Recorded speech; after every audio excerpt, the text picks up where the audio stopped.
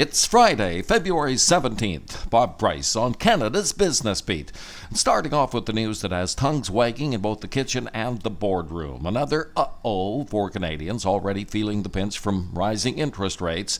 A comment coming from Bank of Canada Governor Tiff Macklem that he believes the nation's economy is still overheated, and a big part of that is the labor market, with 150,000 new jobs created last month.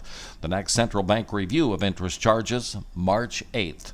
Just maybe, though, we have outsmarted ourselves when it comes to housing affordability. A new report from Rate Hub contending that higher borrowing costs have actually made housing more unaffordable. The data showing that while home prices have certainly cooled, the income needed for ownership has actually increased in most markets. Victoria, prime example, where the average purchase requires an annual income of around $169,000 from $144,000 a year ago, while the average price in BC's capital has only come down by $22,000.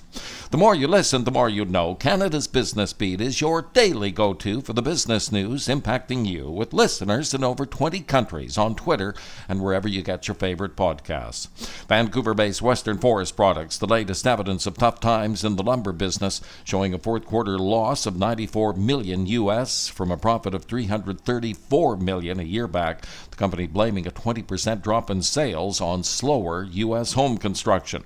Another unwanted headline for Tesla, with a computer glitch behind a massive recall of full self-driving cars, including 20,000 across Canada. Another extension for that Rogers proposed takeover of Shaw Communications, the end of March, the latest closing date, with the Fed still reviewing the matter. And a difficult year lands on a strong note for Air Canada, with record passenger revenue getting much of the credit for a fourth quarter profit of $168 million. Even so, they still had a full year 2022 loss of $1.7 billion. And that will do it for your Friday. Thank you for listening. Bob Price on Canada's Business Beat.